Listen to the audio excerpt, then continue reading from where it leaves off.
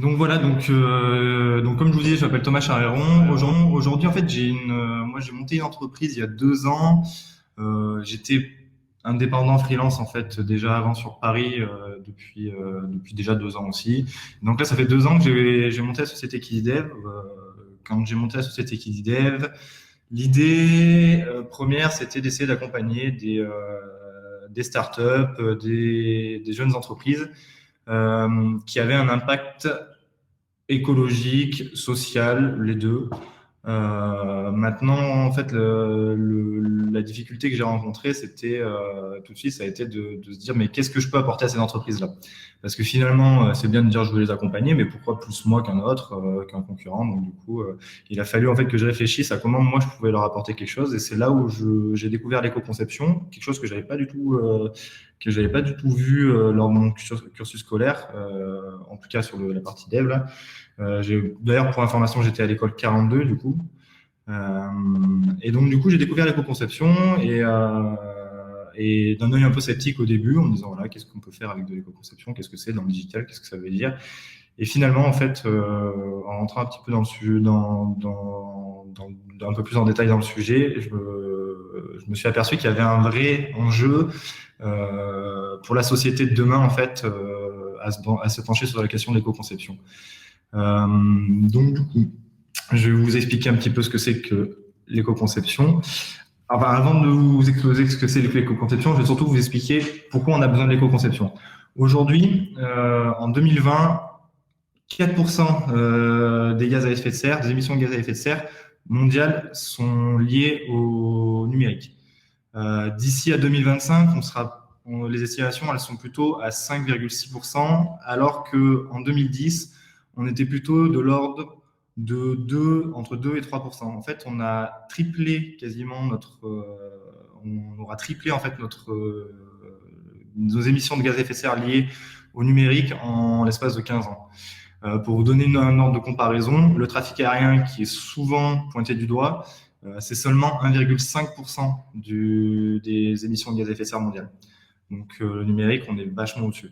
Dans l'esprit des gens, en fait, souvent, on se dit, OK, le digital, c'est bien de tout digitaliser parce que finalement, je sais pas, digitaliser le ticket de caisse, par exemple, c'est une super bonne idée parce que du coup, on va couper moins d'arbres, on va avoir besoin de moins de papier. Mais finalement, en fait, pour enregistrer toutes ces données-là, on a besoin de serveurs pour les afficher sur les différents terminaux, le téléphone, l'ordinateur.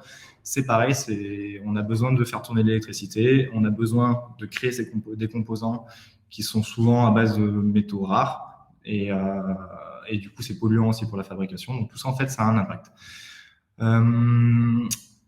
En 2020, en moyenne, une page, elle faisait environ 2 mégaoctets. 2 mégaoctets pour une page. Ça vous dit peut-être rien comme ça, mais c'est énorme 2 mégaoctets pour chaque page. Si vous imaginez, enfin, vous voyez un petit peu votre consommation aujourd'hui du digital, quand vous allez quand vous visitez les sites, vous visitez beaucoup de pages sur un même site et surtout beaucoup de sites par jour. Donc, je vous laisse imaginer en fait cumuler combien ça représente. Il y a encore 15 ans, il y a encore 10 ans, une page faisait environ 450 kilooctets. Donc, du coup, on a multiplié par 4. Et pourtant, on va dire que depuis 2010, oui, les normes ont un petit peu évolué. Visuellement, on peut avoir un petit peu des choses qui sont peut-être un peu plus sympas. Mais il n'y a rien qui explique qu'on ait autant augmenté, si ce n'est en fait notre façon en fait de produire des sites internet. Euh, Aujourd'hui, une des grandes causes de cette augmentation, en fait, c'est tout ce qu'on va avoir comme utilitaire tierce. On peut prendre l'exemple par exemple, de Google Analytics. Google Analytics, aujourd'hui, ça impacte beaucoup la consommation en fait d'un site internet. Je vais vous parler aussi un peu de temps de chargement. Alors là, sur les 2 premiers points, on était plutôt sur vraiment de l'environnemental pur, parce qu'en fait, on a parlé de gaz à effet de serre, on a parlé de taille de chargement sur une page. La taille de chargement sur une page, forcément, c'est une requête, c'est des choses qu'on doit charger, ça consomme de l'électricité. Pour envoyer une donnée d'un point A à un point B, ça consomme. Là, les 2 autres points, en fait, c'est plus des points d'accessibilité, mais d'accessibilité Ça rentre aussi dans les principes d'éco-conception. Ce que j'appelle de l'accessibilité, en fait, c'est de se dire qu'aujourd'hui, pour charger une page web, en moyenne, on a besoin de 6,5 secondes. Alors, nous qui habitons en ville, je dis nous qui habitons en ville, mais à la base, je viens de la campagne, donc du coup, c'est une problématique que je connais plutôt bien. Nous qui habitons en ville, on a des bonnes connexions. En principe, quand on est sur du Wi-Fi chez nous, aujourd'hui, il y a la fibre, il y a la 4G.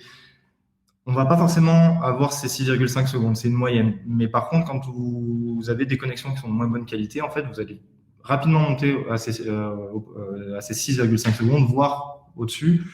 Et ça, donc, du coup, c'est la moyenne pour charger une page aujourd'hui. Et c'est problématique parce qu'en fait, il y a des personnes qui ne peuvent pas accéder en fait, au site en fait, d'aujourd'hui, tout simplement parce qu'ils sont trop lourds, trop gros, trop volumineux. Là, c'est encore plus flagrant sur les mobiles, parce que comme je vous le disais tout à l'heure, en fait, ici, nous, on a la 4G, mais par contre, vous allez au fin fond de la Drôme, au pied du Vercors, là où je suis originaire, la 4G, elle passe pas du tout de partout, même loin de là. Et donc, du coup, en fait, si vous êtes en 3G, aujourd'hui, un site, c'est compliqué aussi à aller visiter. En fait, ça va mettre très longtemps. En moyenne, du coup, on est sur du 9,3 secondes. Encore une fois, ça reste une moyenne. Cette moyenne, elle est nettement diminuée par les gens, par les citadins comme nous ici à Marseille ou même à Paris, quand j'étais à Paris, il y avait la 4G de partout, ça chargeait rapidement. À la campagne, c'est pas le cas. Donc ça, c'est des problématiques. Voilà, c'est des problématiques en fait qu'il faut. Alors, il y en a beaucoup. La donnée, vous pouvez en chercher. J'ai mis j'ai mis des sites sur lesquels vous pouvez aller chercher ces informations-là. Le Green IT, greenit.fr, c'est une mine d'or d'informations justement sur le numérique, sur l'impact du numérique. Le premier bouquin que j'ai lu, c'est la personne qui a fondé le Green IT, qui a écrit cet ouvrage-là, et c'est, alors si je dis pas de bêtises, 115 bonnes pratiques voilà, pour de l'éco-conception. Voilà, je vous invite à aller regarder ce site-là, ce genre de site-là, vous pourrez trouver beaucoup d'informations très intéressantes à propos de l'éco-conception. Je vais vous parler maintenant de ce que c'est en soi l'éco-conception à proprement dit. Donc, aujourd'hui, l'éco-conception, en fait, l'idée de l'éco-conception, c'est de se dire, on peut faire la même chose, c'est-à-dire, alors, on pourrait le faire il y a deux façons de voir l'éco-conception. Aujourd'hui, moi, je vais vous parler de ma façon de voir l'éco-conception, c'est-à-dire délivrer exactement le même rendu, juste en appliquant des bonnes pratiques pour faire en sorte que nos sites soient moins lourds, moins énergivores. On pourrait aussi orienter l'éco-conception en se disant aussi, on va adapter vraiment nos designs et nos contenus pour que les sites soient encore plus légers, c'est-à-dire diminuer le nombre d'images sur un site internet. C'est tout à fait défendable. Maintenant, un site internet sans images, selon le sujet, ça peut être très compliqué. Vous n'allez pas faire du e-commerce sans afficher les images de vos produits, par exemple. Donc, du coup, c'est pour ça que moi, je défends en fait le fait de faire de l'éco-conception, parce qu'on en a besoin. Mais par contre, j'essaie d'éviter de tomber en fait dans un côté radical à ne pas pouvoir délivrer le même produit qui est attendu en fait finalement par les consommateurs.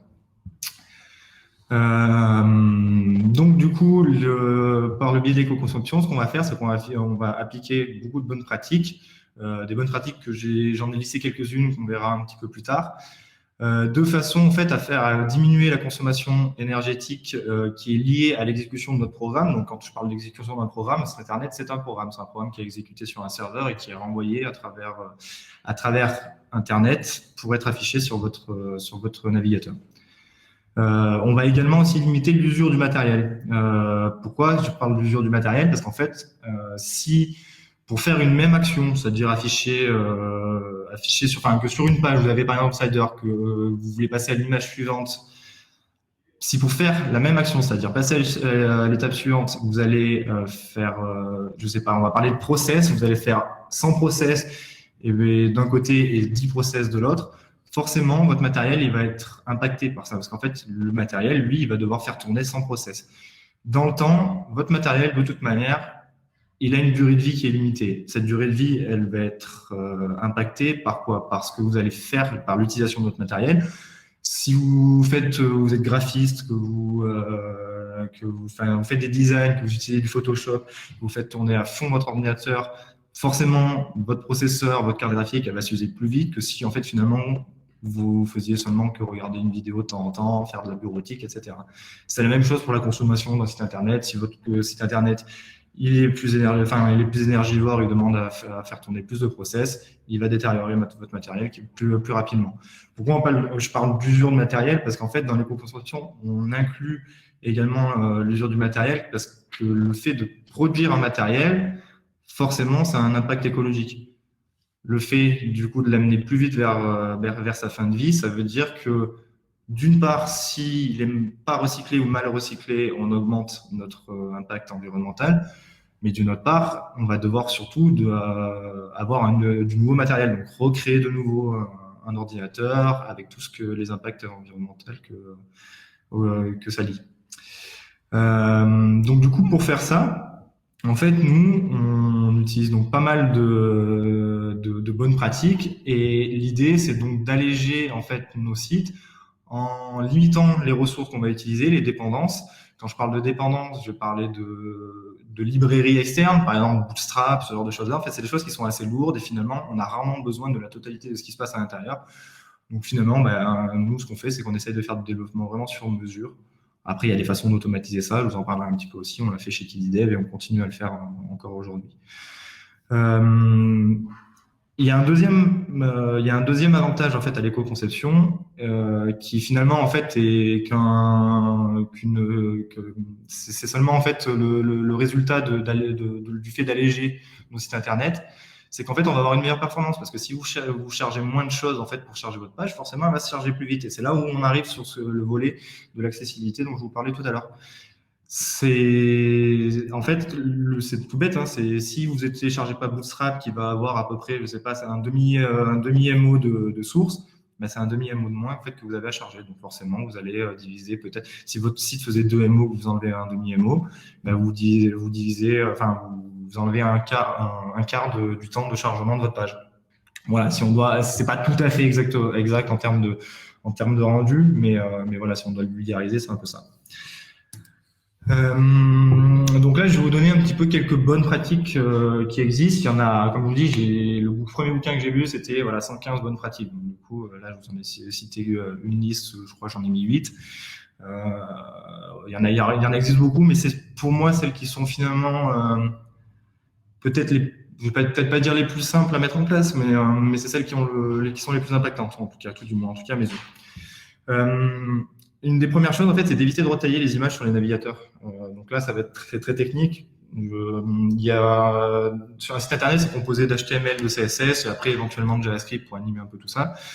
Souvent, en fait, une image, on la charge, on la met à un endroit. En fait, il y a une balise image en HTML, et du coup, il y a du CSS qui va dire, OK, je veux que finalement, il ait une largeur et une hauteur de temps. Donc, en fait, le truc, ça veut dire que l'image, par exemple, elle va faire 1000 pixels initialement, et vous voulez l'afficher en 500 pixels. Le navigateur, lui, qu'est-ce qu'il va faire? Il va prendre l'image. C'est pas aussi simple que ça en a l'air, en fait, de la retailler. C'est-à-dire que lui, il va devoir faire un calcul, aller travailler pixel par pixel, à se dire, OK, si là, sur 1000 pixels, j'avais tel pixel qui était de telle couleur d'ici à ici, et moi, maintenant, je vais le diviser par 2, il va falloir que je retravaille. Du coup, il va faire des calculs pour réafficher. Et c'est comme si vous utilisiez un Photoshop, en fait, finalement, à la volée, vous disiez, OK, avec Photoshop, je vais recadrer mon image, je vais rogner. Et du coup, tout ça, en fait, de retravailler les images, ça augmente en fait le côté énergivore de site internet. Deuxième point, c'est de minifier, concaténer en fait ces sources en JS et CSS. L'idée, en fait, c'est de limiter le nombre de requêtes qui vont partir. Chaque fichier que vous allez charger, donc ça peut être un fichier d'image, ça peut être un fichier JS, CSS, ça c'est des sources vraiment techniques pour afficher le site internet. Tout ça, en fait, pour charger, à chaque fichier, on fait une requête. On appelle le serveur et on lui dit, OK, moi, je veux récupérer tel fichier. Et le fichier va être envoyé. Donc, en fait, dans le but d'éviter les requêtes, qui sont, elles, en fait, un transfert de données d'un point A à un point B, des appels, on va essayer de faire en sorte que tous nos fichiers JS, finalement, ne forment plus qu'un. On va les minifier, de faire en sorte qu'ils soient aussi moins lourds eux-mêmes. Et on va faire la même chose pour les fichiers CSS. Comme ça, au moins, en fait, on va limiter notre impact, notre nombre de requêtes. Ne pas utiliser de framework front. Alors, ça va prendre avec des pincettes. Nous, aujourd'hui, on n'utilise pas de framework front. Aucun framework front. Il y a un framework front. Qu'est-ce que j'appelle ça? Un framework front, c'est, vous avez React. React.js qui en est un, vous avez Vue.js, il y en a plein, il existe vraiment toute une tonne. Ça, c'est vraiment des frameworks qui vous permettent de créer des interfaces et ça permet de créer des interfaces one-page. Bon. Qu'est-ce qui se passe quand vous accédez à un site qui est codé comme ça? En fait, vous chargez toute une tonne de librairies, l'application en elle-même, et ensuite, une fois qu'elle est chargée, elle va se déclencher, elle va on va dire, se démarrer, et du coup, vous avez un affichage qui démarre. Bon. À ce moment-là, vous avez votre affichage, et quand vous avez passé d'une page à l'autre, elle va de temps en temps faire des appels pour récupérer des informations, mais en théorie, elle va pas avoir à recharger les visuels. Les visuels vont se générer directement par l'application avec beaucoup de codes qui vont s'enchaîner. Ça peut être bien pour certaines applications où en fait finalement on a beaucoup de process assez lourds qui vont se passer en interne, ça évite de repartir côté serveur à chaque fois, mais ça oblige en fait tout le monde à charger énormément de sources qui finalement seraient pas utiles si elles étaient seulement sur un serveur et donc du coup seulement exécutées sur le serveur et que le serveur renvoyait finalement seulement le rendu, c'est-à-dire une page HTML qui va être plus légère. Maintenant, il y a quand même des projets sur lesquels ça va être, ces frameworks-là vont apporter des avantages et du coup, faut pas voir ça tout noir ou tout blanc. Il y a juste surtout une étude en fait entre le projet et la techno à utiliser. Dans les frameworks, il y a aussi d'autres choses. Il y a des frameworks plus légers qui permettent juste aux développeurs de gagner un peu de temps sur la formation, la création en fait finalement de leur visuel à partir des maquettes. Le plus connu, un des plus connus en tout cas, c'est celui de Twitter, c'est Bootstrap. Bootstrap, c'est une librairie finalement des sources où il y a du CSS, du JS, ça permet de pouvoir faire, vous savez, par exemple les menus burgers rapidement, ça vous permet de pouvoir lister, créer des éléments qui sont déjà existants, par exemple des petites cartes pour faire des listes dans du e-commerce en fait, plein de produits qu'on listerait. Ça fait beaucoup de choses. Maintenant, en fait, la librairie, quand elle est en entière, on utilise rarement tout ce qu'il y a dedans. D'ailleurs, on utilise très peu de choses qui sont dedans, finalement, par rapport à ce qu'on a besoin. Ça permet de faire aussi du responsive très rapidement. Voilà. Donc, du coup, en fait, plutôt que faire ça, le responsive, aujourd'hui, c'est hyper facile, surtout avec, il y a des choses qui existent, des flexbox, ce genre de choses-là, qui permettent de faire du responsive très rapidement. Donc en fait, on peut se passer de Bootstrap facilement et surtout en fait, une fois qu'on maîtrise en fait, qu'on sait faire toutes ces choses-là sans Bootstrap, en fait, on peut se créer notre propre librairie à nous. C'est ce qu'on fait chez KiwiDev. On a beaucoup de choses en fait qu'on a déjà codées, mais individuellement. Et en fait, au lieu de récupérer toute une librairie, en fait, on va récupérer seulement des morceaux pour éviter de charger en fait, de trop charger nos sources. Il y a un des gros conseils aussi, c'est d'utiliser des fontes en fait qui sont directement embarquées par les navigateurs. Chaque navigateur en fait intègre déjà dans ses sources à lui des fontes. Bon, aujourd'hui nous chez KiwiDev, quand on peut, on utilise des fontes qui sont embarquées. Quand en fait on voit ça en fait en fonction, c'est un peu ça se discute en fait avec le client en fait déjà parce que le client il va pas avoir la même appétence sur les designs. Ça se travaille beaucoup avec le designer ou la designeuse. On n'est pas fermé au fait d'utiliser des fontes externes si ça apporte un vrai intérêt visuel. Par contre, on va faire en sorte d'avoir des fontes sous différents formats et en les classant de façon à ce que, si possible, si la version du navigateur le permet, on va charger vraiment la fonte la plus légère possible. Un truc super important, c'est de maîtriser sa techno. Vous pouvez essayer d'appliquer tout ce que vous voulez. Enfin, maîtriser sa techno, en plus, ça va être surtout pour le front, mais ça va être surtout pour le back. Parce que là, tout ce que je vous parle depuis tout à l'heure, c'est des choses qui sont essentiellement qui se passent pour le front, à destination du front. Mais toutes les calculs que vous allez faire sur le back aussi, c'est pareil. Il y a plein de choses, en fait, des manières d'optimiser votre code, de faire en sorte que de limiter le nombre de process pour faire une même action. Et ça, en fait, la clé, c'est de maîtriser sa techno. Au mieux vous connaissez votre techno et vous pouvez utiliser la techno parce qu'il y a des technos, des langages qui sont plus ou moins énergivores que d'autres. Le Python, le Ruby, par exemple, figure mauvais élèves. C'est des langages très haut niveau et du coup, en fait, pour faire une même action, ils sont beaucoup plus énergivores que, par exemple, des langages qui sont compilés comme le C. Maintenant, vous pouvez utiliser le langage le plus léger du monde si vous ne le maîtrisez pas et que vous faites 15 000 process pour un truc qui pourrait se faire en 10 process. Voilà, vous avez la réponse, quoi. Réduire au maximum les images utilisées, c'est-à-dire que en fait en fait une image quand elle va être prise par ton appareil photo, elle va être dans une certaine qualité, une qualité qui finalement sert essentiellement pour pouvoir l'agrandir, pour pouvoir faire la travailler, etc. Mais quand on veut seulement l'afficher sur un navigateur web à l'œil nu, en fait, on n'a pas besoin d'avoir une image qui soit d'aussi bonne qualité. Il existe pas mal d'utilitaires pour réduire en fait la taille d'une image en se limitant vraiment à ce qu'elle ne devienne pas de moins bonne qualité visuellement. Voilà.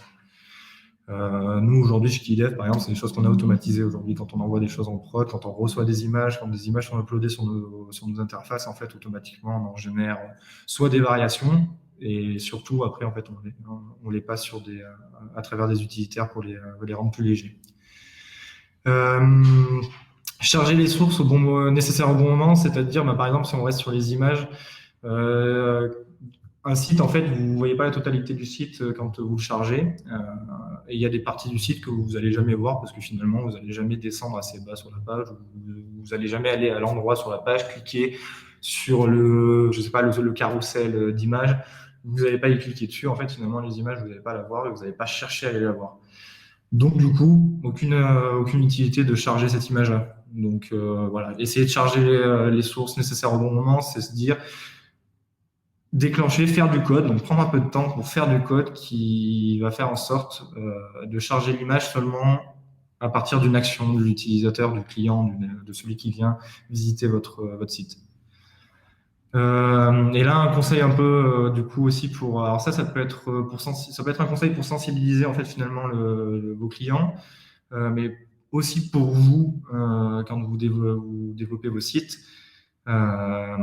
C'est d'utiliser des outils en fait pour tester les sites. Nous on utilise Airboost aujourd'hui, c'est un super outil hyper complet. En plus ils font même un peu des retours de sécurité. Voilà. En fait, vous avez juste à coller l'URL d'un site. Il va aller passer toute une batterie de tests et vous faire un rendu qui est assez clair pour chaque point en fait qu'il va tester. Il va vous dire votre niveau sur le site, mais il va surtout avoir un descriptif pour vous expliquer ce que vous pouvez faire pour l'améliorer en fait finalement s'il y a un problème. Voilà, donc ça, j'ai fait un peu le tour de quelques tips qui, moi, me paraissent être les plus importants. Il y en a encore beaucoup d'autres, c'est des choses que vous pouvez aller chercher. Je vous dis, il y a des bouquins là-dessus. Alors, nous, nos missions en tant qu'indépendants, nous, chez KeyDev, en tout cas, c'est les missions qu'on a relevées. On a une mission de sensibiliser, déjà sensibiliser à l'impact écologique du numérique, parce qu'effectivement, dans l'esprit des gens, le numérique, comme je vous disais tout à l'heure, c'est propre. Ils ont du mal à concevoir qu'en fait le numérique ça puisse polluer. On parle d'électricité, on parle d'un ordinateur. Enfin, il y a pas un moteur, ça rejette pas, ça consomme pas de l'essence, ça rejette pas du CO2 comme ça. Mais finalement, en fait, on peut l'expliquer, voilà, via des données comme je l'ai fait un petit peu au début. Il en existe beaucoup d'autres, des données qui sont assez frappantes. Voilà, c'est une des missions finalement les plus importantes, c'est sensibiliser les gens. En fait, le reste après viendra un peu tout seul. Faire des audits, ça aide justement, c'est un peu un outil, enfin c'est plutôt finalement une manière de sensibiliser, de faire des audits en fait, des sites qui sont existants pour prouver aux gens en fait que leur site a un impact. Ça permet de quantifier un petit peu des fois l'impact.